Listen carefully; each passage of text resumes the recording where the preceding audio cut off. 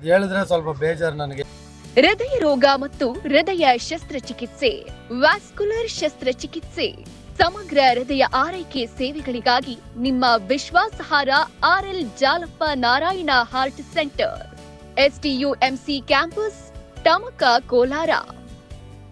180030090309.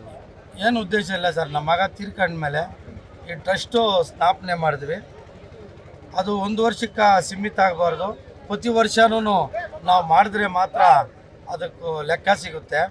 ಇಲ್ಲ ಏನೋ 1 ವರ್ಷ ಮಾಡಿದ್ರು, ಆಸೆ ಇತ್ತು ಮಾಡಿಬಿಟ್ರು, ಏನೋ ಟ್ರಸ್ಟ್ ಮಾಡಿದ್ರು ಅಲ್ಲಿಗೆ ಮುಗಿಸ್ಬಿಟ್ರು ಅನ್ನೋ ಒಂದು ಇದಿರುತ್ತೆ. ನಾನು ಆ ರೀತಿ ಮಾಡೋಕ್ಕೆ ರೆಡಿ ಇಲ್ಲ.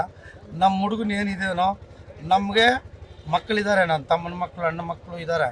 ಆದರೆ ನಾವು ಇದನ್ನು ಚಿರಋಣಿಯಾಗಿ ಲಾಸ್ಟ್ವರೆಗೂ ಉಳ್ಕೋಬೇಕು, ನಾವಿರೋವರೆಗೂ ಈ ಕೆಲಸ ಮಾಡಬೇಕು, ಬಡವ್ರಿಗೆ ಸೇವೆ ಮಾಡಬೇಕು.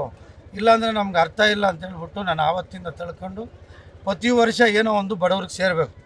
ನಾನು ಸಂಪಾದನೆ ಮಾಡಿದ್ರಲ್ಲಿ 20% ಅವನಿಗೆ ಅಂತ ಮೀಸಲಾತಿ ಎತ್ತು ಮಾಡಿರ್ತೀನಿ.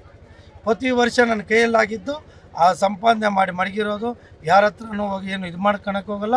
ನಾನು ಸಂಪಾದನೆ ಮಾಡಿದ್ದು ನಾನು ಬಡವ್ರಿಗೆ ಕೊಡಬೇಕು ಅನ್ನೋದು ಒಂದೇ ಒಂದು ಆಸೆ ಇಟ್ಕೊಂಡು ನಾನು ಇದು ಮಾಡ್ತಾಯಿದ್ದೀನಿ. ಏನು ಮಾಡಿದ್ರಿ?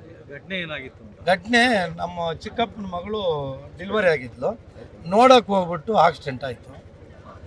ತಲೆಗೆ ಪೆಟ್ಟು ಬಿದ್ದಿತ್ತು, ಆಂಬುಲೆನ್ಸ್ ಸಿಕ್ಕಿಲ್ಲ ಟೈಮ್ಗೆ. ಅದಕ್ಕೆ ಈ ಸಾರಿ ಆಂಬುಲೆನ್ಸ್ ಹೆಲ್ಮೆಟ್ ಹಾಕಿರಲಿಲ್ಲ.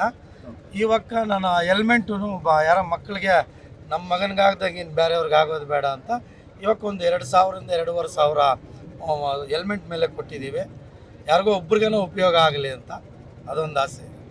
ಈ ಸತಿ ಜಾಸ್ತಿ ಈ ಸಾರಿ ಆಂಬುಲೆನ್ಸ್ 2 ಕೊಡ್ತಾ ಇದ್ದೀವಿ. ಹೆಲ್ಮೆಂಟು ಮಾಮೂಲಿ ಇದು ಮಾಡ್ತಾ ಇದ್ದೀವಿ. ಬ್ಲಡ್ ಕ್ಯಾಂಪ್ ಮಡಗಿದ್ದೀವಿ ಸರ್, ಮಾಡ್ತೀವಿ.